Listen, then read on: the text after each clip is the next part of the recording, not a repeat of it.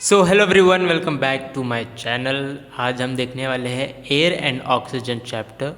Okay, उसका first part and let's see what was it. Okay, हमें पता है हम जिस प्लैनेट पे रहते हैं उस प्लैनेट पर एक गैसेस, एक नहीं मतलब बहुत सारे गैसेस पाए जाते हैं, right? Like oxygen, hydrogen and nitrogen, carbon, बहुत सारे गैसेस पाए जाते हैं जैसे हीलियम, क्रिप्टॉन, एर्गन, रेडॉन। ये सारे एटमॉस्फेयर में पाए जाते हैं। Okay, remember beginning this chapter you should be able to name different layer of atmosphere. हमें एटमॉस्फेयर के लेयर पता होनी चाहिए कौन सी होती है ये चैप्टर पढ़ने से पहले, और नहीं पता होगा तो मैं बताऊंगा आपको, कोई टेंशन नहीं। Understand the importance of common gases nature and there use. ऐसे कोई कॉमन गैसेस है जिनके अलग अलग नेचर होते हैं, वो भी हम देखेंगे। Okay, after completing this chapter you should be able to study about the composition and the characteristic of air. Okay, so composition and characteristic of air पता होना चाहिए। Explain the different layers of atmosphere and their importance. Learn different methods of preparation and properties of oxygen. Understood the importance of oxygen in nature and uses oxygen का importance, उसका use, उसका nature कैसा है ये भी हमें पता होना चाहिए। After the completion of this chapter, okay, study the cause, effect, different measures and curb of air pollution. Air pollution किसकी वजह से होता है, क्या होता है, ये भी हमें पता चल होना चाहिए। एटमॉस्फियर, एटमॉस्फियर मतलब क्या, देखो see this is our earth, right? अब अर्थ के ऊपर क्या होता है, ऐसे गैसेस, बहुत सारे गैसेस के लेयर पाए जाते हैं। ओके, ऐसे बहुत सारे, एक लेयर हो गई, ये दो लेयर, ऐसे बहुत सारे लेयर पाए जाते हैं अलग अलग। ठीक है, ये लेयर जो होती है इनको बोला जाता है एटमॉस्फियर। और उसमें द लेयर ऑफ एयर, जहाँ पर हवा होगी, that surrounds the earth up to altitude of 300 kilometre. मतलब अर्थ से 300 किलोमीटर की दूरी तक ये फैला हुआ होगा। ठीक है, एटमॉस्फियर समझ में आ गया, उसको बोला जाता है एटमॉस्फियर। क्वेश्चन आ सकता है कि 300 किलोमीटर तक, मतलब एटमॉस्फियर की रेंज कहाँ तक है, तो आप ऑप्शन रहेंगे 200, 400, 600, ठीक है, और 300। सो 300 kilometre will be the right answer. Above this altitude, the region absolutely free of air, this region above the atmosphere is called space. और उसके बाहर की जो चीज़ें होगी, ठीक है, this is earth, this is atmosphere, यहाँ की जो चीज़ें होगी इनको क्या बोला जाएगा, स्पेस बोला जाएगा। जहाँ पर पूरा ब्लैक ब्लैक दिखता है, जब हम रॉकेट से, स्पेस रॉकेट से जाते हैं ना ऊपर, तो हमें पूरा ब्लैक ब्लैक दिख जाता है। Okay, about this altitude the region absolutely free of air, और उसको बोला जाता है क्या, स्पेस बोला जाता है। और अल्टीट्यूड मतलब पता है आपको क्या होता है, अल्टीट्यूड मतलब हाइट। ठीक है, हाइट इज कॉल्ड अल्टीट्यूड। समझ में आ गया, altitude and latitude is there. जैसे ठीक है, हाइट इज समझ लो आपके लिए काफ़ी है। लेयर्स, अब आ जाते हैं हमारे अर्थ के ऊपर। जो मैंने बोला था लेयर्स, वो अलग अलग लेयर्स होती हैं, उनके अलग अलग नाम दिए जाते हैं।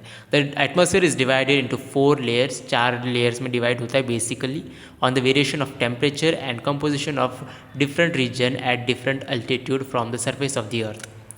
अलग अलग लेयर के अंदर अलग अलग टेम्परेचर होगा, अलग अलग गैसेस पाई जाएगी, अलग अलग नेचर होगा। ओके, लेयर का, पर्टिकुलर लेयर का फर्स्ट लेयर होती है ट्रोपोस्फियर, जो कि अर्थ के बहुत पास होती है। मतलब ये अर्थ, और अर्थ के जो पास वाली लेयर है ना, ये वाली, ये इसको बोला जाता है ट्रोपोस्फियर। और फिर बाद में जो लेयर आती है उनको बोला जाता है स्ट्रेटोस्फियर। ठीक है, और वैसे दूसरी लेयर होती है उनको बोला जाता है मेसोस्फियर एंड थर्मोस्फियर, आयनोस्फियर। ऐसे मल्टी लेयर प्रेजेंट होते हैं हमारे अर्थ के ऊपर। अब ट्रोपोस्फियर देख लेते हैं। The layer of atmosphere which is in contact with the earth surface called troposphere. Okay, troposphere मतलब जो अर्थ के बहुत कॉन्टैक्ट में है।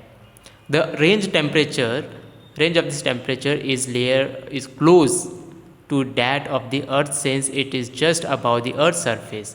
In this layer the temperature decreases with increase in altitude up to -50 degree Celsius. It lies 0 kilometer to 10 kilometer above the Earth's surface and contain maximum percentage of the total mass of the atmosphere. क्या करता है ये? देखो maximum percentage है इसका अर्थ के ऊपर, जो बाहर की जो लेयर होती है ना, सबसे बड़ी लेयर ये होगी, कौन सी? ट्रोपोस्फियर होगी। और उनका रेंज कितना होगा? 10 किलोमीटर। 0 किलोमीटर तो मतलब 10 किलोमीटर तक रहेगी ये रेंज। मतलब इसकी जो लेयर है, हाइट है, एल्टीट्यूड बोला है, एल्टीट्यूड मतलब क्या बोला था मैंने? हाइट। तो हाइट इसकी कितनी होगी? 0 से, 0 मतलब ग्राउंड से, अर्थ के सरफेस से 10 किलोमीटर तक होगी।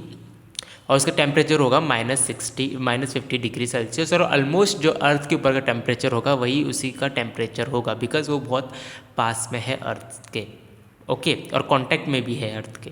सो अर्थ का जैसा टेम्परेचर होगा उसका भी ऑलमोस्ट सेम टेम्परेचर होगा।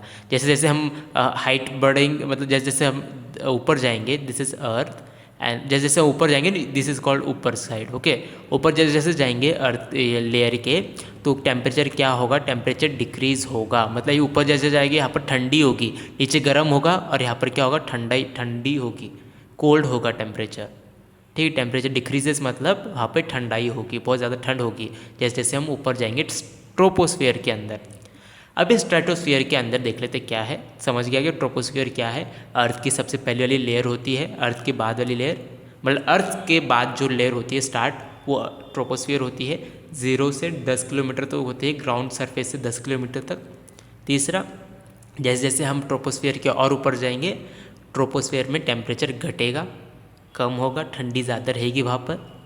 ओके, और जैसे उसका और जैसे जैसे लोअर जाएंगे, मतलब धरती के पास आएंगे, उसकी temperature will be equal to almost the surface of the earth. Okay, so yeah next, और ये क्या होगी? Troposphere is the largest layer of the earth, ऐसा बोल सकते हैं आप। Okay, stratosphere. स्ट्रेटोस्फियर मतलब क्या? अभी ट्रोपोस्फियर के बाद आती है दूसरी लेयर, ये अर्थ, ये ट्रोपोस्फियर, और ये होते हैं स्ट्रेटोस्फियर। ओके, थर्ड लेयर जो होती है वो स्ट्रेटोस्फियर होती है, second layer sorry. The layer atmosphere above the troposphere is called stratosphere. In this layer temperature range does not alter up to height of 25 centimetre. Above this, the temperature gradually decreases up to the range of 0 to 10 degrees Celsius. It lies 10 kilometer to 50 kilometre above the surface of earth. ठीक है, ये 10 kilometre तक क्या था? Stratosphere था, troposphere था। और 10 kilometre के बाद जो है 50 किलोमीटर तक कौन रहेगा? स्ट्रेटोस्फियर रहेगा। ओके, इसके अंदर जैसे जैसे हम हाइट बढ़ाएंगे, ऊपर की साइड और जाएंगे, तो इसका टेम्परेचर पहले क्या करेगा? चेंज तो नहीं करेगा, फिर बाद में चेंज करने लग जाएगा। मेसोस्फियर, ये होगी थर्ड लेयर। पहली layer troposphere, stratosphere, then mesosphere. The layer succeeding the stratosphere is called mesosphere. In this layer, the range temperature is lower than that of the below temperature.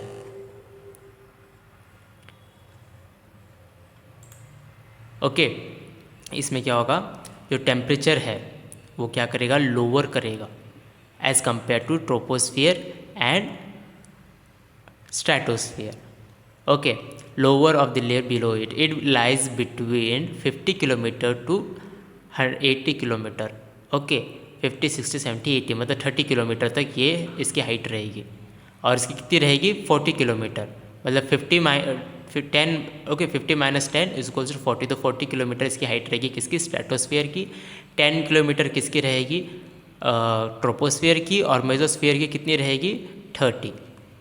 50, 60, 70, 80। Okay, so या thermosphere. Thermosphere देख लेते हैं अभी क्या है। जो last layer होगी उसको बोला जाएगा thermosphere. This is the top most, last मतलब टॉप मोस्ट, ऊपर के साइड, एकदम ऊपर रहेगी, आउटसाइड रहेगी अर्थ के। Layer of atmosphere it is called due to very high temperature. यहाँ पर क्या होगा? टेम्परेचर बहुत ज़्यादा हाई होगा। बहुत हाई मतलब गर्मी बहुत ज़्यादा होगी यहाँ पर। Okay, the basic reason for this is that the atmosphere is in this layer absorb the intense of solar radiation. Solar यही टेम्परेचर, यहाँ का टेम्परेचर इतना ज़्यादा क्यों होगा?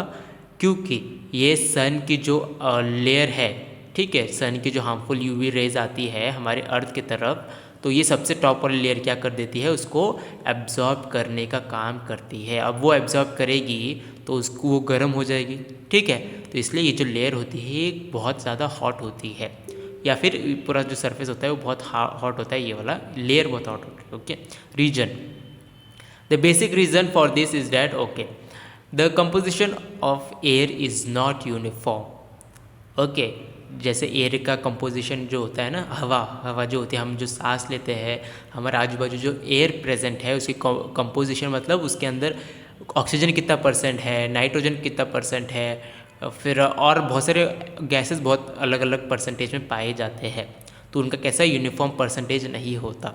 ओके, यूनिफॉर्म मतलब एक जैसा नहीं होगा। एक मतलब 10 लीटर एयर है तो 10 लीटर एयर ही रहेगी क्या, नहीं। मतलब 10 लीटर एयर के अंदर 5 लीटर ऑक्सीजन रहेगा क्या, नहीं। 5 लीटर कार्बन रहेगा क्या, नहीं। ओके, तो ये बस मैंने एग्जाम्पल दिया। It varies from one layer to another layer, अलग अलग लेयर में अलग अलग कंपोजिशन पाया जाएगा। ओके, सी दिस, ये देखो ये ट्रोपोस्फियर जो है अर्थ के जस्ट ऊपर वाली लेयर को बोला जाएगा ट्रोपोस्फियर। फिर देखो ट्रोपोस्फियर, ट्रोपोपॉज, ये तो आपको इसमें नहीं है लेकिन फिर भी जान लो, जो एंड होता है ना ट्रोपोस्फियर का उसको बोला जाता है ट्रोपोपॉज। पॉज मतलब रुक जाना, मतलब कहाँ तक की है, कौन सी लेयर, ट्रोपोस्फियर की लेयर कहाँ तक है, ट्रोपोपॉज तक है ना। सिंपल है, सेम है, ट्रोपोज स्फीयर और पॉज। फिर बाद में आता है स्ट्रेटोस्फियर। ओके, ट्रोपोस्फियर के बाद में देखो स्ट्रेटोस्फियर में एरोप्लेन, रॉकेट वो सब उड़ता है, और जो हम हॉट एयर बलून देखते हैं ना वो ट्रोपोस्फियर में उड़ता है, ठीक है। क्या क्या, एयरप्लेन, बर्ड्स जो होती है ना वो ट्रोपोस्फियर में ही उड़ती रहती है। और जो एरोप्लेन हो गया, देन और क्या हो गया, जेट्स है ना, बड़े बड़े फाइटर जेट्स वो होते हैं, वो कहाँ पर उड़ते हैं, वो स्ट्रेटोस्फियर के अंदर उड़ते हैं। फिर आता है स्ट्रेटोस्फियर के ऊपर रहता है ओजोन लेयर। ये बहुत इंपॉर्टेंट है कि ओजोन लेयर कहाँ पर पाया जाता है, तो स्ट्रेटोस्फियर के ऊपर पाया जाता है ozone layer. Okay, see this is stratosphere and this is the ozone layer. फिर आता है मेसोस्फियर, देख लो ये मेसोस्फियर है यहाँ से लेके यहाँ तक। और फिर आयोनोस्फियर, आयोनोस्फियर से अब बोलोगे अब उसमें थर्मोस्फियर है ही नहीं।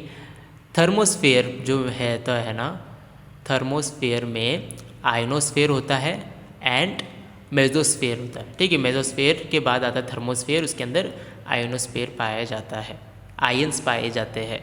Okay, see thermosphere, exosphere and ionosphere.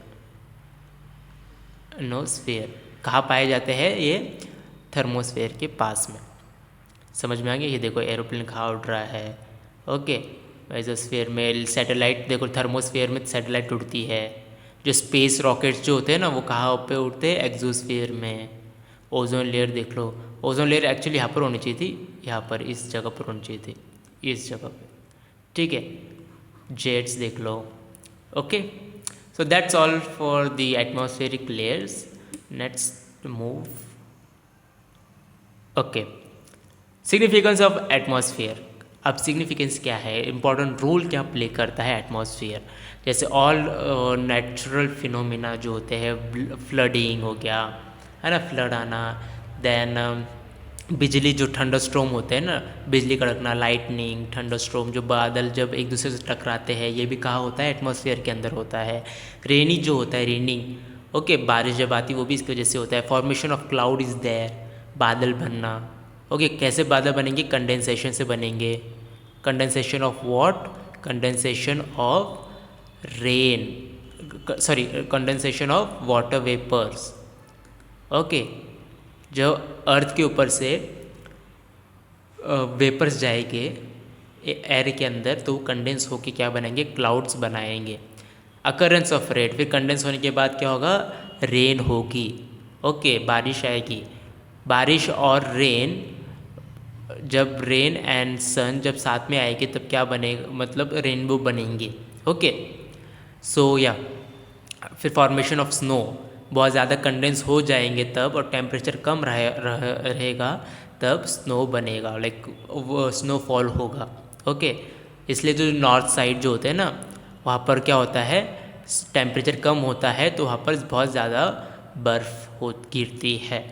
especially in the month of November, December, January, preventing the harmful radiation reaching the earth. अर्थ के ऊपर जो यूवी रेज है या फिर बाकी प्लैनेट्स के रेडिएशंस है वो आने से कौन रोकता है? एटमॉस्फेयर के लेयर्स रोकते हैं। फॉर्मेशन ऑफ विंड, जो हवा चलती है, बहुत बड़ी बड़ी थंडर स्टॉर्म्स आते हैं, वो किसकी वजह से आते हैं? एटमॉस्फेयर की वजह से आते हैं। Since of the atmosphere associated with all the natural processes, the study of atmosphere helps in making weather forecasts regarding the cyclones, floods, droughts. They further help in taking proper step to protect life from the natural disaster. और उनकी वजह से atmospheric layer की वजह से हम अगर उनके ऊपर स्टडी करें तो हमें पता चल जाएगा कि कब ज़्यादा बारिश होने वाली है, कब कम बारिश होने वाली है। देखते हैं ना, हम वेदर फोरकास्ट में देखते हैं, जो न्यूज़ चैनल में बताते हैं कि आज बारिश इतनी रहेगी, आज धूप निकलेगी, आज क्लाउडी रहेगा। ये बिकॉज ऑफ दिस ओनली, कि ये जब लेयर को स्टडी किया जाता है तब पता चलता है कि इस लेयर के अंदर ये हो सकता है। फॉर एग्जांपल एयर बहुत ज़्यादा चल रही है तो यह एक प्लेस से क्लाउड्स क्या करेंगे, दूसरे प्लेस पे शिफ्ट हो सकते हैं और बिकॉज ऑफ दैट रीज़न वहाँ पर बारिश हो सकती है। यहाँ पर बारिश नहीं होगी लेकिन यहाँ पर बारिश होगी।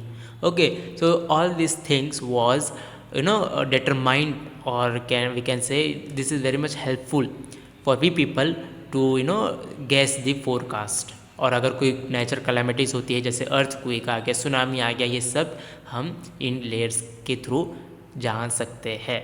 ओके, प्रिकॉशन मिल सकता है। अब आ जाते हैं एटमॉस्फेरिक प्रेशर के ऊपर। एटमॉस्फेरिक का प्रेशर मतलब क्या?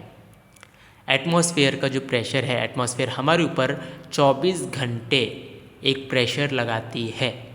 ओके, अपना प्रेशर लगाती है। जो अभी हमने देखा ना, ट्रोपोस्फियर, स्ट्रेटोस्फियर, आयनोस्फियर, मेजोस्फियर, लिथोस्फियर, ये सारी लेयर क्या करती है?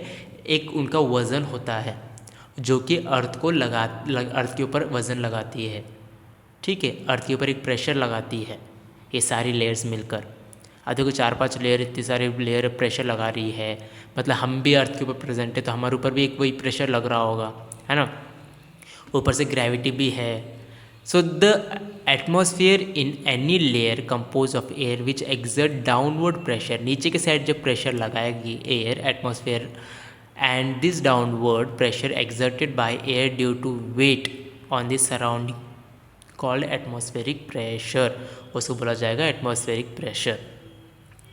Okay, since pressure is defined as the force exerted per unit area, it is express in terms of newton per metre square, और इसको ऐसे भी लिख सकते हैं, ठीक है, newton per metre square, NM, वापस मैं लिख देता हूँ N Newton per metre square, या फिर इसको ऐसे भी लिखा जा सकता है newton per metre square. Okay, this is how you can write newton per metre square. पर क्यों लिखा, -2 क्यों लिखा? बिकॉज हमने उसे वो जो स्लैश वाली डंडी थी ना, वो डंडी नहीं लगा ली, तब हम उसको माइनस में लिखते हैं। ओके, इस कॉल्ड पास्कल, और इनको क्या बोला जाता है? पास्कल बोला जाता है। ठीक है, ओके, हैंस ऐसा unit of pressure is pascal. ये प्रेशर यूनिट, ये ऐसा यूनिट क्या है? एटमॉस्फेरिक प्रेशर का या फिर प्रेशर का है पास्कल, और उसको डिनोट किया जाता है PA से। दिस इज पास्कल, और इसको डिनोट किया गया है PA से। और किलो पास्कल, पास्कल या फिर किलो पास्कल, ये दोनों अलग अलग नाम दिए इन्होंने, इनको दिया गया है। अब देख लो, ये एटमॉस्फेयर प्रेशर, ये पूरा एटमॉस्फेयर का प्रेशर लग रहा है। ठीक है, एटमॉस्फेयर ना प्रेशर लगाती है। अब देख लो क्या है, ये है ग्राउंड लेवल, मतलब ये सी लेवल बोल लो इसको, ठीक है, this is called sea level. और ये होता है माउंटेन पे, इसको बोलते हैं हाई अल्टीट्यूड। मैंने क्या बोला था? अल्टीट्यूड मतलब हाइट, और ये क्या बोला? हाई अल्टीट्यूड मतलब हाई हाइट। ओके, तो यहाँ पर क्या होगा? एटमॉस्फेयर का प्रेशर क्या होगा? कम होगा। ओके, यहाँ पर एटमॉस्फेयर का प्रेशर कम होगा, और यहाँ पर एटमॉस्फेयर का प्रेशर क्या होगा? ज़्यादा होगा। ओके, ठीक है, क्योंकि यहाँ पर देखो 1 layer, 2 layer, 3 layer, 4 layer, 5 layer, 6 layer, यहाँ पर देखो 6 लेयर का प्रेशर आ रहा है, और यहाँ पर सिर्फ कितने? 1, 2, 3 लेयर का प्रेशर आ रहा है। समझ में आ गया? तो प्रेशर कहाँ पर ज़्यादा होगा? ग्राउंड सरफेस पे ज़्यादा प्रेशर होगा as compare to the mountains. इसलिए हम जब यहाँ पर जाते हैं ना माउंटेन एरिया में, जो लोग ऐसे ग्राउंड सरफेस की तरफ सी लेवल के इस पे रहते हैं, जैसे मुंबई लोग, अगर मुंबई के लोग हैं तो अगर वो यहाँ पर जाते हैं नॉर्थ साइड, बाहर नॉर्थ साइड में भी देखा है हमने, माउंटेन्स है, तो उनको बहुत ज़्यादा सफोकेशन फील होगी। पहाड़ी इलाके में जब वो जाते हैं तो वहाँ पर बहुत ज़्यादा प्रेशर, ये सफोकेटेड फील होता है, बिकॉज वहाँ पर ऑक्सीजन की जो मात्रा है वो भी कम होती है, पहली बात। दूसरी बात, उनके ऊपर एटमॉस्फेयर का प्रेशर भी कम लगता है, तो उनके वजह से उसकी वजह से उनको थोड़ा सफोकेटेड फील होता है, दम घुटेगा उनका, या फिर उनको ना मतलब स्वेटिंग शुरू होगी, या फिर उनको समझेगा नहीं है ना, चक्कर आएगी, वोमिटिंग, बहुत सारी चीज़ें हो सकती है उनको। ओके, सो लो प्रेशर कहाँ पर होगा? High altitude. और हाई प्रेशर कहाँ होगा? लो एल्टीट्यूड्स के ऊपर। सी देखो यहाँ पर कितने सारे बबल्स इन्होंने बताया है ना, और इस बंदे के ऊपर कितने सारे बबल्स का प्रेशर है, और इसी बंदे के ऊपर देखो कितने छोटे बबल्स है ना। So this is called high altitude और लो एल्टीट्यूड प्रेशर डिफरेंस। कहाँ पर ज़्यादा प्रेशर होगा? यहाँ जहाँ पर एल्टीट्यूड कम है, और हाई एल्टीट्यूड मतलब हाई हाइट पर कम प्रेशर होगा एटमॉस्फेयर का। अभी देखो एटमॉस्फेरिक प्रेशर को कैसे हमने जाना, कैसे इसको जानते हैं, किस इसको रीडिंग करते हैं, है ना, इसको रीड कैसे करते हैं? Since the composition and also the density of air very with the altitude. Okay, जैसे जैसे एल्टीट्यूड बढ़ेगा मतलब हाइट बढ़ेगी, जो एटमॉस्फेरिक का प्रेशर कम ज़्यादा होगा, जैसे मैंने बताया था। The pressure exerted by air is also varies, और एयर का जो प्रेशर होगा वो कैसा होगा, वो भी वेरी करेगा, वो भी चेंज करेगा। The atmospheric pressure decreases with an increase in the altitude. Atmosphere का प्रेशर कैसे डिक्रीज करेगा? जब हाइट बढ़ेगी, और जब हाइट कम होगी, ग्राउंड लेवल पे होगा, सी लेवल पे होगा, तब हाइट बढ़ेगी, मतलब सॉरी हाइट कम होगी एंड एटमॉस्फेयर का प्रेशर बढ़ेगा। It is due to the reason that atmosphere pressure is measured in at sea level. जो मैंने ग्राउंड लेवल बोला था ना, उसको क्या बोला जाता है? Sea level, where it is maximum. क्या बोला गया है? मैक्सिमम है। कहाँ पर? सी लेवल पर। Okay, the instrument use to measure the atmospheric pressure is called barometer, और उस प्रेशर उसको क्या बोला जाता है? बैरोमीटर बोला जाता है। ऐसे इंस्ट्रूमेंट जिससे हम एटमॉस्फेरिक प्रेशर को मेजर करते हैं उसको बैरोमीटर बोला जाता है। जैसे हम हमारा वेट जो मेजर करते हैं, उसका एक मशीन होता है, डॉक्टर के पास जाते हैं, हम क्लिनिक के अंदर जाते हैं तो वहाँ पर वे मशीन होती है, जिसके ऊपर हम खड़े हो जाते हैं और हमारा वेट, बॉडी का वेट हमें पता चल जाता है, राइट। तो वैसे ही एटमॉस्फेयर का प्रेशर जानने के लिए हमारे पास दो इक्विपमेंट्स हैं। ओके, और उनको इक्विपमेंट्स को क्या बोला गया है? इंस्ट्रूमेंट को क्या बोला गया है? बैरोमीटर्स। ठीक है, टू टाइप्स के होते हैं, एक है मर्क्यूरी बैरोमीटर और दूसरा है एनेरॉइड बैरोमीटर। याद कर लेना, एक कौन सा है? मर्क्यूरी, और दूसरा है एनेरॉइड। ओके, अब मर्क्यूरी बैरोमीटर कैसा है, क्या है, वो देख लेते हैं। देखो मर्क्यूरी बैरोमीटर, देखो ये ट्यूब होता है कांच का ऐसा, ओके, लंबा सा ट्यूब होता है, ओके, ऐसा कुछ होगा, यहाँ पर दिख रहा होगा आपको। ये यहाँ पर क्या है? ये मर्क्यूरी है, ठीक है, पूरी मर्क्यूरी भरी है। इन्होंने क्या किया, पहले इस ट्यूब को ऐसा था, ठीक है, ये ट्यूब को ऐसा था, तो इसके अंदर पूरी क्या कर दी इन्होंने? मर्क्यूरी भर दी, ठीक है, और इसको क्या किया? उल्टा कर दिया, उल्टा करके किस में डाल दिया? एक बीकर था, बीकर के अंदर भी मर्क्यूरी भरी पड़ी थी, और जैसे इन्होंने उल्टा करके इसको डाल दिया, वो आधी मर्क्यूरी थोड़ी बाहर निकल गई, इसके अंदर आ गई और इसके अंदर भी आ गई, ठीक है, और यहाँ पर थोड़ी जगह खाली पड़ गई। दिख रहा होगा आपको, इस जगह पर मर्क्यूरी दिख रही है क्या आपको? इस जगह मर्क्यूरी नहीं दिख रही, और क्यों? क्योंकि वो मर्क्यूरी कहाँ आ गई? नीचे के साइड आ गई है। समझ में आ गया? यहाँ पर भी मर्क्यूरी थी, इस ट्यूब के अंदर भी मर्क्यूरी थी, दोनों जगह मर्क्यूरी थी। प्रेशर एक्सर्ट्स, और यहाँ पर क्या हो रहा है? एटमॉस्फेयर का प्रेशर लग रहा है, यहाँ पर भी और यहाँ पर भी। कॉलम ऑफ मर्क्यूरी, देखो ये कॉलम है पूरा, इसके अंदर भी मर्क्यूरी भरी है, इस ट्यूब के अंदर भी। वैक्यूम है, वैक्यूम क्यों बोला गया? क्योंकि अभी वहाँ पर वैक्यूम जैसा सीनरी क्या बोले डेवलप हो गया। ओके, ये glass tube, mercury container. Okay, next देखते हैं अब इसका जो वर्किंग है, कंस्ट्रक्शन एंड वर्किंग, वो देख लेते हैं क्या है। अब देखो एक ग्लास ली उन्होंने, उस ग्लास को क्या किया, मैंने जैसे ही बताया, एक साइड से बंद था और दूसरे साइड से खुला था, यहाँ से ओपन था, तो इन्होंने क्या किया, यहाँ तक पूरा इन्होंने मर्क्यूरी भर दी और इसको क्या कर दिया? उल्टा कर दिया, ठीक है। उल्टा करने के बाद ये कैसा हो गया? ऐसा हो गया, है ना। और यहाँ पर क्या था, इसके अंदर भी मर्क्यूरी, एक बीकर था, इसके अंदर भी कंटेनर या बीकर बोल लो, इसके अंदर भी क्या थी, मर्क्यूरी थी, इसके अंदर भी मर्क्यूरी थी। तो आधी मर्क्यूरी क्या कर गई, थोड़ी सी मर्क्यूरी बाहर आ गई, इतना जगह खाली हो गई है ना, यहाँ पर पूरी मर्क्यूरी है।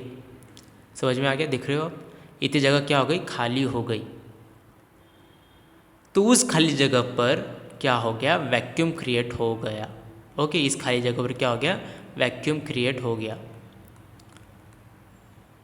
ओके, वैक्यूम मतलब पता है, जहाँ पर एयर प्रेजेंट नहीं होती उसको वैक्यूम बोला जाता है।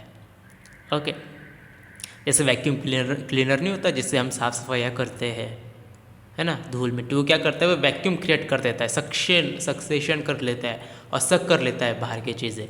तो वैसे ही इसमें भी होता है। Depending on the external, okay, this tube is filled with completely mercury and inverted into the, उल्टा करके डाल दिया जाता है दूसरे कंटेनर के अंदर, जिस कंटेनर के अंदर भी ऑलरेडी मर्क्यूरी प्रेजेंट है। Depending on the external pressure, some mercury from the glass tube comes out. External pressure होने की वजह से क्या होता है, थोड़ी सी मर्क्यूरी बाहर आ जाती है, जैसे कि मैंने बताया था, और ऊपर वैक्यूम क्रिएट हो जाता है, सर्टेन हाइट तक बाहर निकल जाती है। दिस हाइट इज़ मेजर्ड, और उस हाइट को मेजर किया जाता है, कितनी हाइट होती है। Above this column there is almost vacuum and it is called Torricellian vacuum. याद कर लेना कौन सा वैक्यूम, टॉरिसेलियन। यहाँ का जो वैक्यूम है ना, इस वैक्यूम, ये देखो वैक्यूम लिखा है ना, इस वैक्यूम को क्या बोला गया है, टॉरिसेलियन वैक्यूम। ठीक है, समझ में आ गया।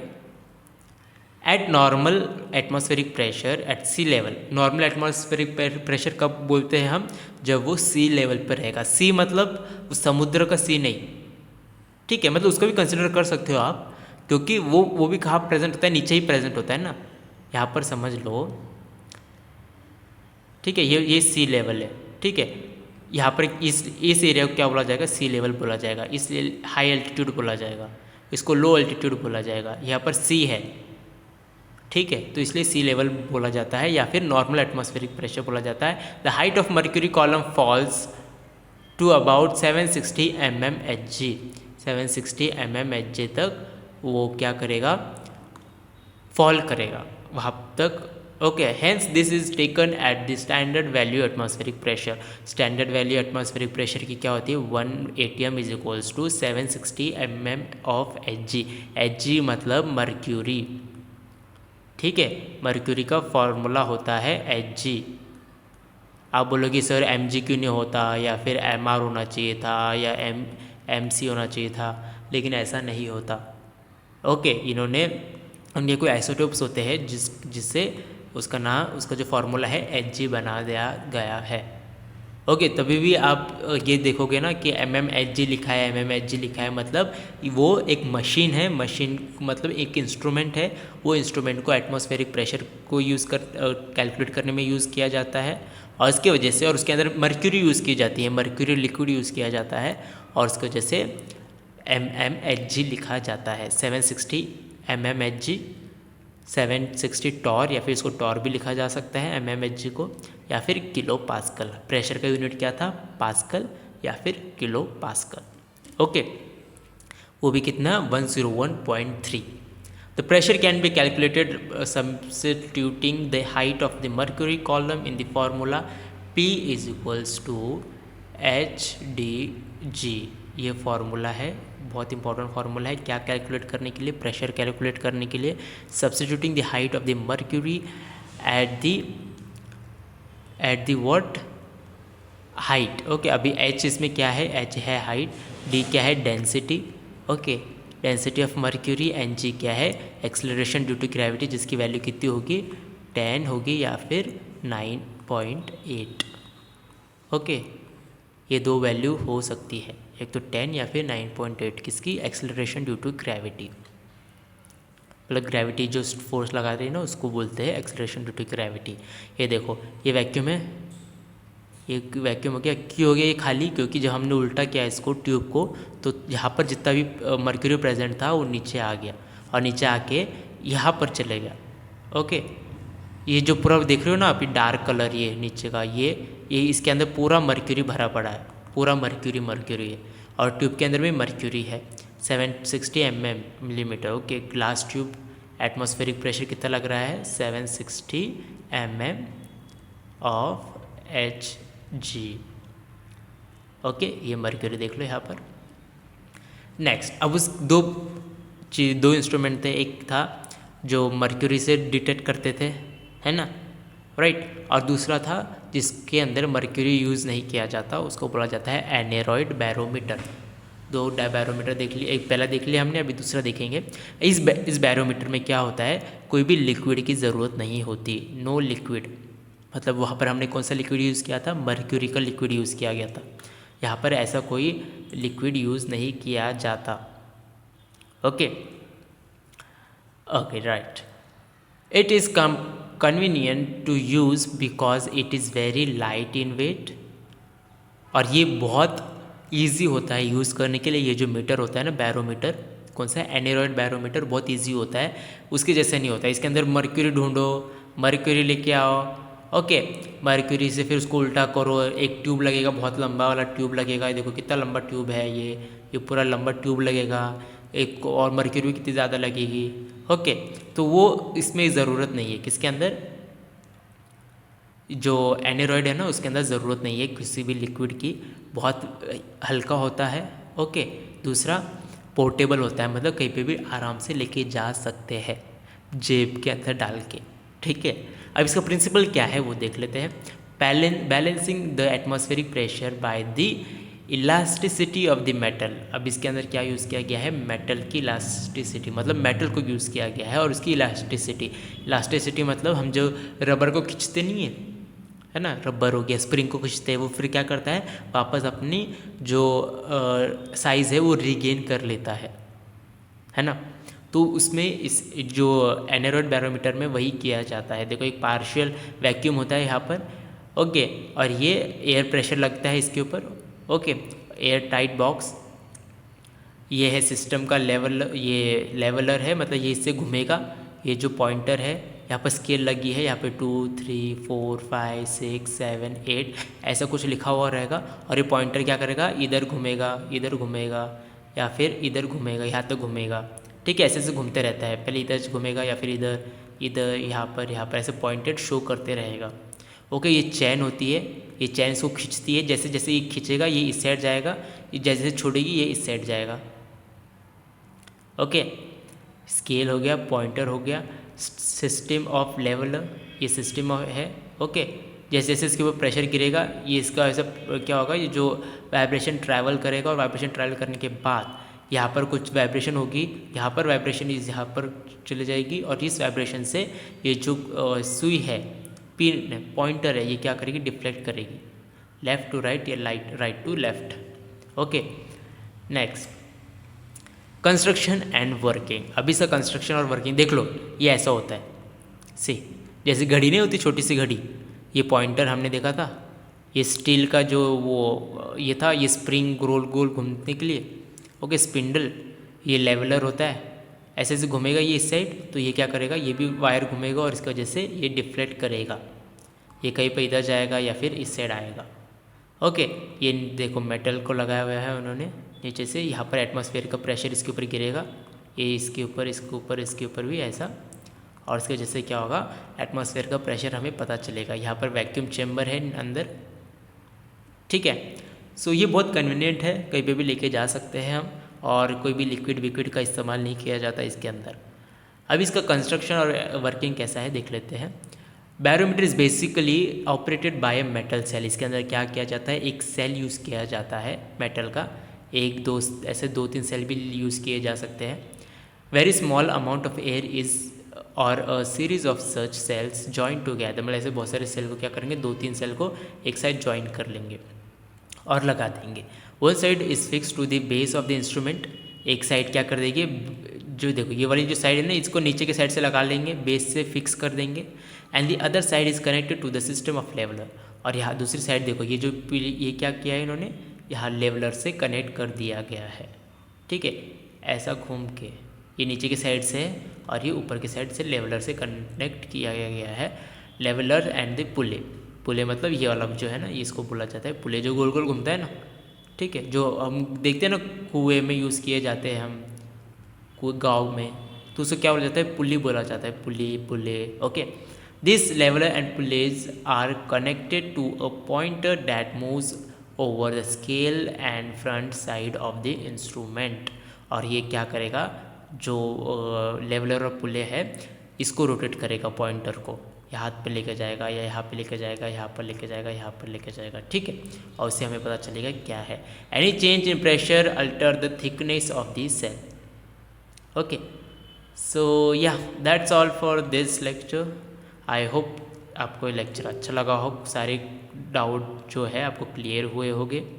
If you have any doubt you are free to ask in the comment section, ठीक है। कमेंट सेक्शन में आप पूछ सकते हो मुझे। सबसे पहले आप अपने अगर चैनल को सब्सक्राइब नहीं किया तो जाके सब्सक्राइब कर लो, लाइक कर लो, वीडियो को शेयर कर लो अपने फ्रेंड्स के साथ। ओके, एंड कमेंट कर देना कोई भी अगर डाउट होगा आपको। Okay, so see you in the next class, तब तक के लिए बाय।